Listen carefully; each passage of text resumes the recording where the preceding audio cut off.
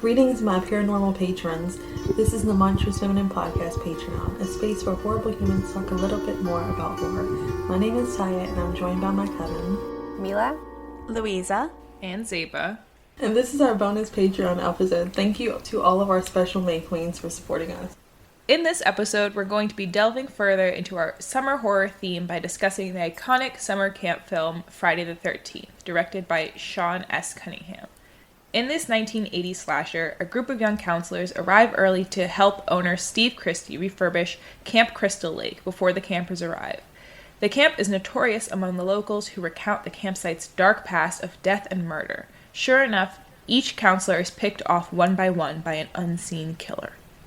Oh my god, there's so many films. No, this is important so that we see this, the scope of Friday the 13th.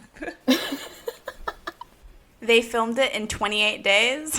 Mm-hmm. That's a Tyler Perry film schedule. That's a little long for Tyler Perry. He would get exhausted by 2 weeks in. He'll be like, I wrote and filmed this in a week, and I'm like, that's not it. Don't tell us that. We know. So these facts were all from IMDb trivia. These are not my notes. I take absolutely zero credit. You think IMDb is going to sue you? They might. Tell us your IMDb trivia. There's so much. Hit us with the highlights. What are the spark notes? There are just some, which I thought were quite interesting, which we'll probably get into later. But there are also just some fun facts. Okay, so the composer Harry Manfredini has said that, contrary to popular belief, the famous chi chi chi ha ha ha in the film score. I love chi chi ha ha ha. Yeah. Thank you. Do you know what that made me think of? That made me think of the Finding Nemo. Shark bait. Ooh ha ha. It also reminds me of the American Horror Story. You know? The cinematic universes just collide, don't they? Unafraid to reference or not reference. Oh my god. So that famous little sound is actually ki ki ki ma ma ma, and it's meant to resemble Jason's voice saying kill kill kill mom mom mom in the killer's mind. What? He got mommy issues. He does. That's an understatement. The originator of that is definitely psycho. Victor Miller, who I think wrote the script or something, admits he was subconsciously inverting the psycho formula, where instead of the son having a split personality and pretending to be the mother, it's the mother pretending to be the son. She's pretending to be the son? Or she thinks she is. Well, she thinks she is. I'm reading... Sorry, that was the IMDb wording, okay? I take no responsibility. No, but either of those, I just assumed that she was, acting out revenge on his behalf. It's both. She has, a split personality. I have to say, I feel like every classic horror film that we've seen, except for Black Christmas, I've hated. I feel like the classic slasher films are just, so hardcore misogyny. It's hard for me to really sink into them. I don't know. I don't mind that so much. It's funny because Cunningham didn't get why people called it misogynist. He's like, there's no, because you know how the typical thing in slashers is, people who have sex die first? And he was like, no, that's not it. It's everyone dies. But then, and it's not meant to be sexualized, but then Sean Cunningham apparently cut his teeth in the industry by directing softcore porn and then transitioning to horror. I thought you were going to talk about some sort of dentistry accident. Cut his teeth? Yeah, again. I've been saying that, a lot of horror is the borderline between porn and horror is so thin. It's so thin. When Louisa said cut his teeth, I thought she was, implying, a vagina dentata situation. Doing oral on a vagina dentata and got his teeth cut. I thought that's what she was saying. Oh. Is that possible? I'm sure someone has it. Lady Gaga said, show me your teeth. Okay, so I'm actually going to give some more production facts because I know it's going to probably piss off you, Tyia, because you always talk about how you hate this. But basically, Cunningham got financing for this film based solely on the title shot of Friday the 13th approaching the camera and breaking glass, and he didn't have a script or a story yet, and that's how he got funded. He also, put an ad in it, to get publicity before he had a script. And then Victor Miller wrote the script in, about 2 weeks. And he had never gone to summer camp. And I know you always talk about how you hate how, white filmmakers get all these And funding. he appropriated camp culture. He appropriated camp culture. This is why I have such a hard time liking white male directors, because I'm like, I know this was easy for you. Even the ones that go to like AFI and all of that, those fancy film schools and stuff, I'm just like, the opportunities are just insane. Yeah. Like, as much as I like Ari Aster, like his first short film, There's Something Strange About the Johnsons, the fact that people saw that and said, I will give you money, is shocking. But aren't you so glad they did? Yes. Also, like, I think the Duffer Brothers, like, Stranger Things was, like, their first project straight out of film school. And I'm like, and Netflix gave them all this money to make a TV show. They're making another, what's that man name who ugly? Ted Bundy. We must stop. We must stop. I do not understand. Okay, he's not. Okay, to me, he's ugly. Perhaps to other people, he's not ugly, but he's certainly not attractive enough to get into somebody's VW. He did not look like Zac Efron, and that's certain. I would let Zac Efron murder me. I would not let Zac Efron do anything to me but have a conversation. He's not my cup of tea. From High School Musical. I was around some youngins, and they were like, oh, they're telling me about The Greatest Showman and why I should watch it. And they were like, oh, it has that guy, I don't know his name, but he was in, like, High School Musical or something. And I was like, this is wild to me that, like, and they said, oh, he's like that old guy who was in High School Musical. That's what they said. And I was just like, oh my fucking God, that old guy that was in High School Musical. I feel so old. They were wrong about a lot of things, and the first one was watching The Greatest Showman. You should have told those 10-year-olds to shut up. You have bad taste and bad opinions. But anyway, yeah, so that made me feel fucking old, and I was like, damn, I cannot believe it.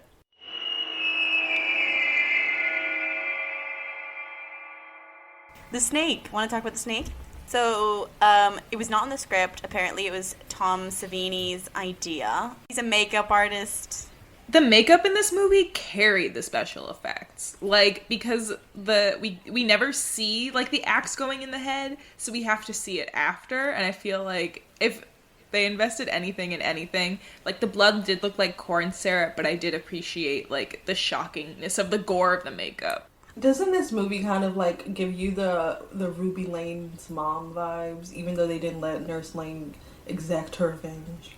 But her revenge was honestly going to save everybody a whole lot of grief. Yeah, a little bit. My girl was close to figuring out she was close to figuring out what was going on. They also had a character named Alice, which is the final girl in this movie, but not the final girl in Fear Street. So I was wondering if that was like some sort of misdirection or something, or like, oh, she'll make it. Did y'all watch American Horror Story 1984?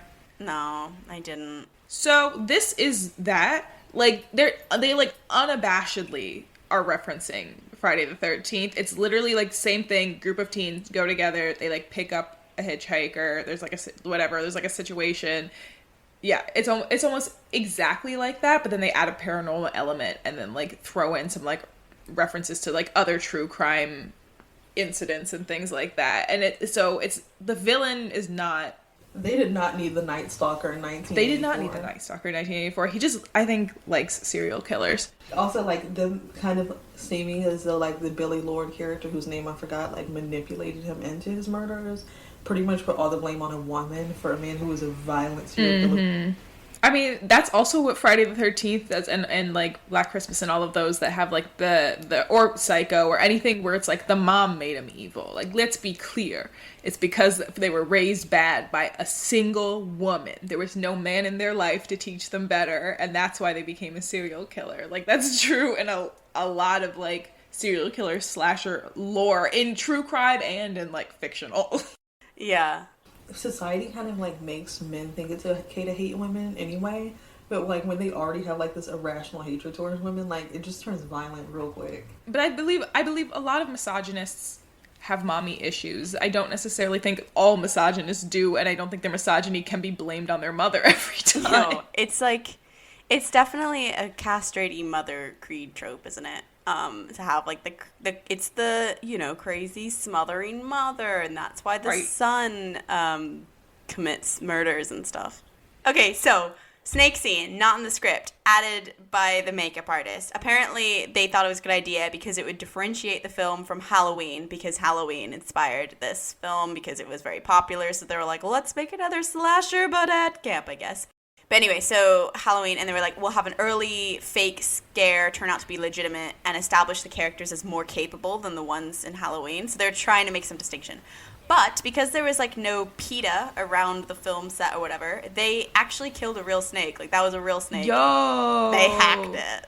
When did movies start having to say, like, no animals were harmed in the making of this? I don't know. Allegedly, the owner was standing on set sobbing and watching this happen. What? What the hell? Who volunteered their snake for that?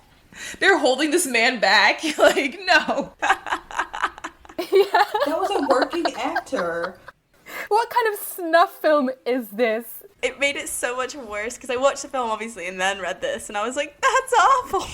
But they used to do that a lot. Like, for old westerns, if they wanted, like, a scene where people on horses were getting shot and they wanted the horses to fall down, they would basically tie something around their legs so that as they were running, it would slip down and it would trip them. There's a movie called, like, The House Jack Built, and it has so much animal gore. PETA was, like, all over it, but I don't know if they actually killed the animals in that, but it's disgusting. We should have fake animal deaths because we have fake human deaths. The fuck? We should have fake animal deaths. It's only fair. It's only right. I follow a lady who's vegan on Letterboxd, and for every, like, film she does, like, vegan warning, and she'll be like, vegan warning, someone ate a steak. Vegan warning, there was a fly that was killed. It's really strange, but also I kind of get a kick out of it. But why are That's people, right. like, so empathetic with animals, but, like, humanitarian crises, they're like, nah. I think people are desensitized to, like, human death. Brian De Palma, who made our witch Carrie that we talked about in Ep1, he, like, apparently, like, the Jason jumps out of the water scare scene, the filmmakers kind of admitted that was a jump scare. That was a ripoff from the jump scare in Carrie, because it's, like, meant to be a dream, and then he, like, comes out of the water. So what did the filmmakers from this movie come up with? Like, there's so much, like, that was taken from, like, Halloween, the premise, Psycho, Carrie. But I think that's what I actually love about this era of horror, is it's so self-referential to the point where it's, like, unafraid to reference or not reference. I just changed that to my Twitter bio as we were speaking. Anyway, Brian De Palma clocked it. He was like, I saw the jump scare coming because it was from my film. That's what I like about these movies, is that they, like, I feel like the fun in it is noticing the references. Yeah. And, like the score reminded me of Psycho, and, like, the POV reminded me of Black Christmas and Halloween, and the, you know, like, I don't know. Shark bait, ooh-ha. Like, I don't know. I think it's so comforting. I'm like, I know exactly how this is gonna go. Ah, comfort. The hallmark of horror. Like, at this point, it's comforting. I think back then, it was, like, these patterns weren't so established that, like, you would be genuinely surprised. I was genuinely surprised by, like, how the deaths came about. Like, they really lull you into this, like, sense of, you know, you think you know when it's going to happen, or you think you know how jump scares go. And I was like, most of them got me, and especially because of the makeup. I wonder, like, how they think nerves work, though, because there was a lot of, like, eye twitches by the corpses, or, like, after she's decapitated at the end, her hands, like, go up and are like, her fists are, like, gripping in fury, and I'm like, she straight up does not have a head. I'm no Grey's Anatomy, right? I'm not here for the accuracy. I feel like the reason why I struggle with, like, classic horror films is actually because of the repetition. I love a festival film that's going to give me a weird-ass concept that has never been done Aquarius.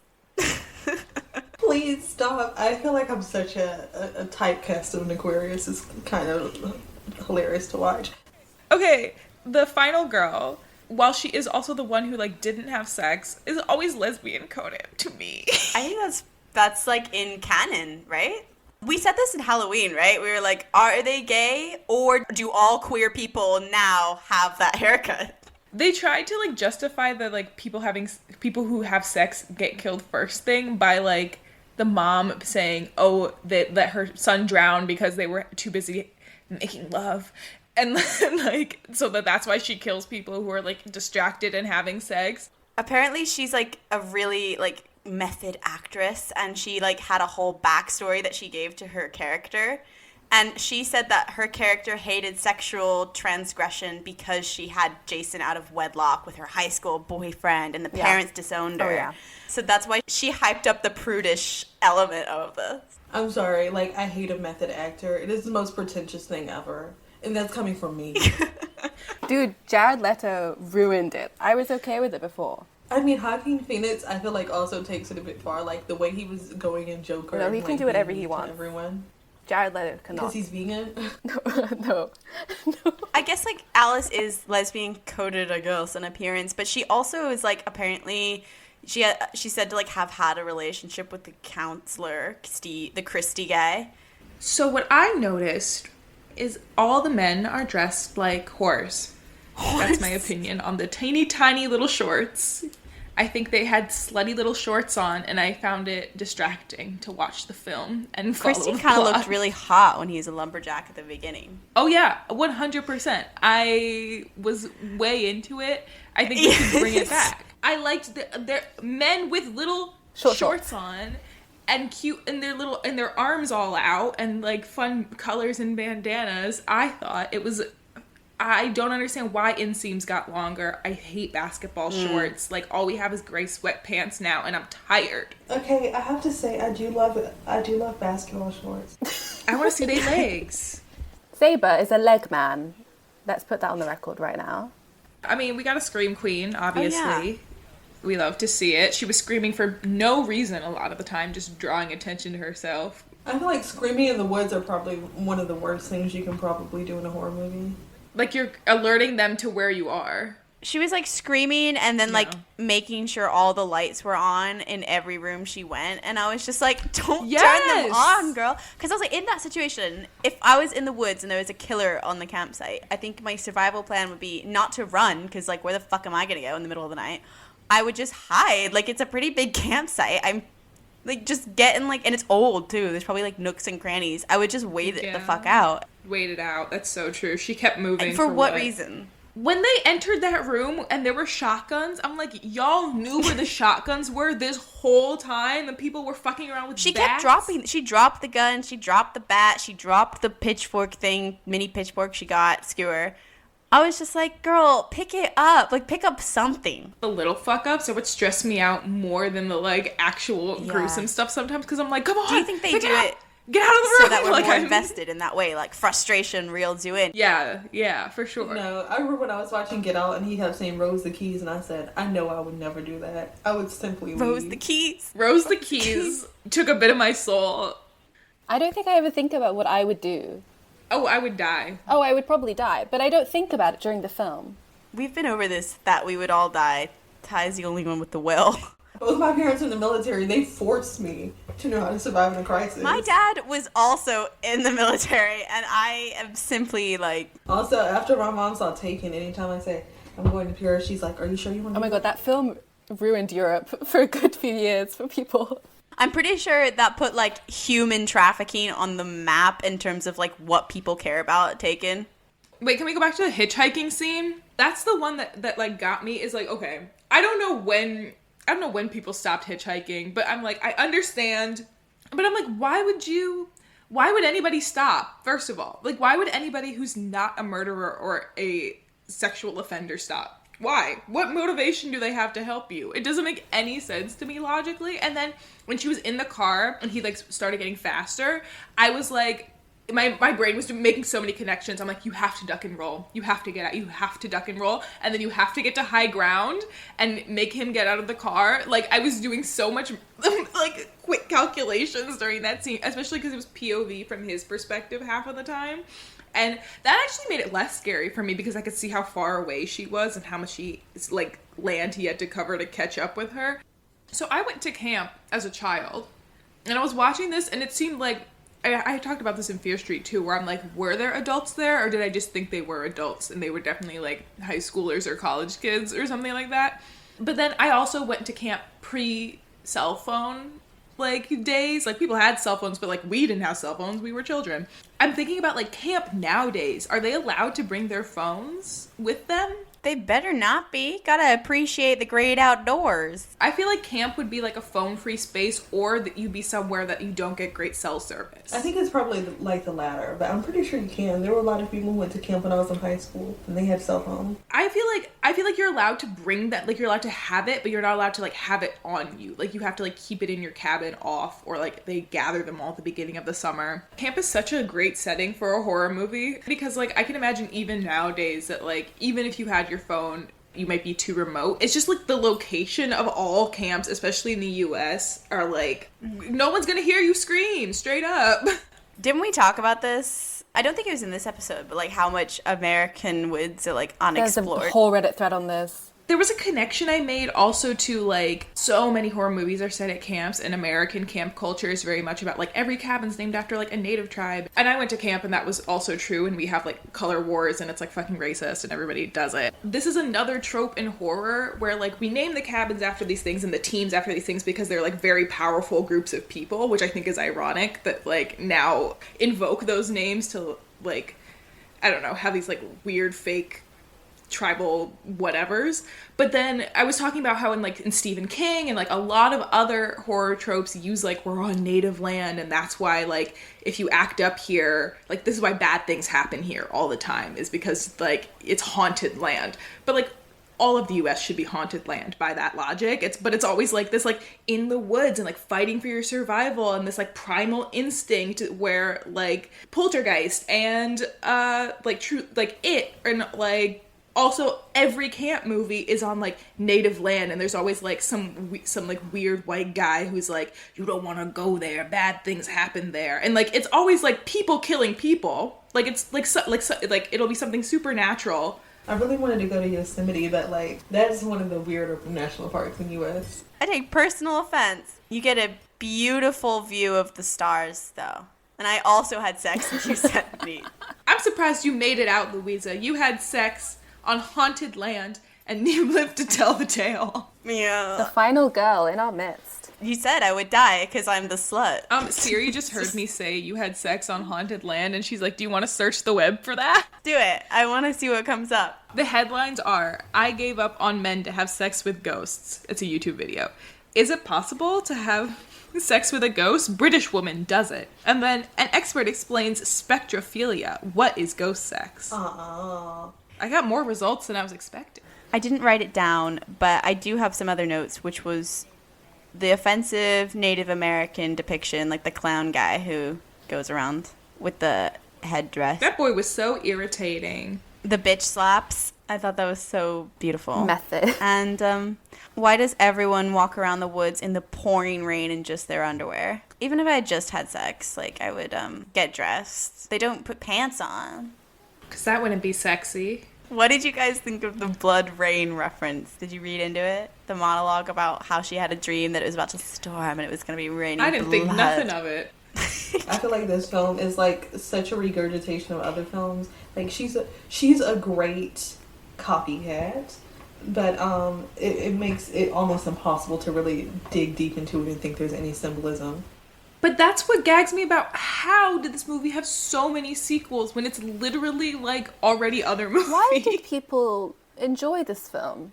I think people like it because it's camp, because it's like camp, nope, I mean pun intended, camp campy, like. But it's not campy. She's a gatekeeper of camp. Mila's a gatekeeper of camp. Every time we say something's camp, she's like, that's not Please camp. go through the Met Gala camp looks and tell me what you think, gatekeeper. The original one isn't, but I think that the sequels and the sheer number of sequels are camp. The sequels. And I think like the franchise is as a camp. whole is camp. Like the existence of the franchise, yeah. This is not a horror comedy, but much like Scream and like all of those that have like 1,001 sequels, like it's just one of those that has a cult following because there's just so much to the universe. It never fucking stops. I think anything with more than one sequel should just not be made. I can't think of a single like trilogy where all three movies are like equally made. Lord of the Rings. Lord of the Rings. Fine. I'll give you that one. I would like to hear Louisa's fun facts about the sequels.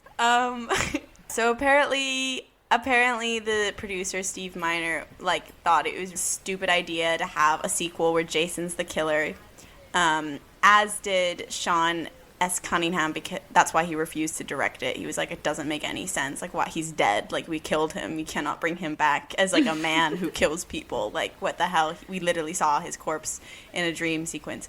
But anyway, producer Steve Miner agreed, but then he was like, he just went on to direct the next 2 Friday the 13th movies anyways, with Jason as the villain. Cunningham actually regrets, apparently, that he didn't do it, because obviously they kept making them and they made lots of money, so... And then the original plan for the sequel, the first sequel that they did, was for Alice to come back as a reoccurring hero in this series and continue facing off Jason, like Laurie in Halloween. Because the real actress, Adrienne King, was stalked really bad by a fan after the first film, she didn't want to, like, she went back for the sequel, but she wanted, like, a minimal role, and that's why she's killed off super quickly, because she didn't want any more attention, which is really sad. I went through the Amazon, like, sentence descriptions of each, and it's like, Jason gets struck by lightning and comes back to life again. And I'm like, yeah, I understand, like, how this spiraled out of control and why people love it.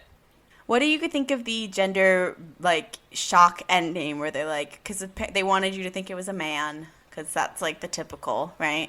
Man serial killer. And then it's a woman. I do hate when they do, like, a gender bending thing, and, like, the entire time you're, like, realistically, like, could this really work with, like, this being, like, a 5'2" woman or something in reality? No. She would not be able to drag, like, a 6 foot, 250-pound man and put him in a grave and bury him. Like, stuff like that, when it happens, I'm like... The way she stages the bodies at the end in the final showdown was kind of unbelievable to me, because I was like, my mother would definitely not be able to do that, but my mom's not as physically fit, I guess. She got some bad knees.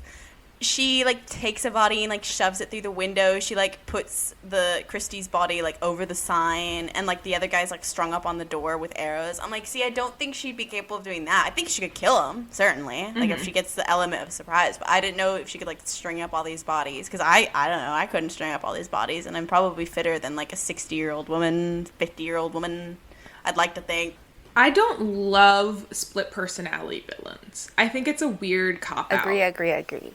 But also, like, her fight with Alice looks so, like she's very incapable. So I'm like, how did she, not to be a bit sexist, but how did she kill all the men then? Because, like, if she can't take Alice, then how did she take down all these guys? The typical final girl trope is, like, she's meant to be really masculinized because she survives, which is not the case here. Yeah, I guess she has short hair. Well, no, I thought she was masculinized in that, like, everybody else was so fucking incapable. But I think she's only capable because the killer is seemingly very incapable by the time she gets to Alice. I guess so, yeah. Did anybody get faked out by who you thought the killer was? No, because I already knew. I read Men, Women, Chainsaws, and she says that the killer's female. Had I not known that, I might have thought it was, what's his name, Chris, or the cop. I have to say, like, I feel like revenge horror is one of the weakest genres of horror. Didn't that guy, like, tag us on TikTok about it, where it's like a guy has his female family member wronged, or his wife killed, or his daughter kidnapped, and they somehow become, like, superhuman on this mission to kill everybody involved? They love that shit. What was that? The Devil? I saw The Devil. Yeah, I saw The Devil. That's literally that plot. Also, that film was disturbing as how... Like, I think I talked about it with you guys already, how the level of gore that I guess they're allowed to show maybe in a country different, well, it's in Korea, I guess, is, like, extreme. I was like, damn. I didn't realize that we're actually quite tame in our horror. Yeah, we are quite tame. I was disturbed. Have you seen American Mary? Don't. But it's like body horror to the extreme, and it's like the most I've seen in an American. To be fair, like, American underground and independent films are to that level, but, like, Korean mainstream films are, like... Yeah. Hardcore. Did you guys have a favorite death in this movie? All the ones where the corpse was seen late, like, afterwards, like that one, and also the one that was on top of the bunk bed. That was disgusting. Y'all had sex under a body, you perverts. It was gross. Disgusting. I liked the axe the face for just purely how, like, yeah, it was just like good old gore. And I also, the one that actually shocked me the most was the under the bed stab through, just because I had, like, didn't see it coming. Yeah. Yeah. Decapitation, excellent. Yeah. How sharp was that machete? Very sharp. One fell swoop and that head's off. I would have to like have at least 50 hits. Thank you for listening to the Monstrous Feminine Patreon. Be sure to follow us on Instagram, SoundCloud, and Spotify at The Monstrous Feminine Podcast and on Twitter at The MonFemPod. Subscribe to our YouTube channel and rate and review us on Apple Podcasts to be our next Witch of the Week. We also have a TikTok. Follow us at The Monstrous Feminine Pod for podcast clips and more fun. Brooms up, witches out.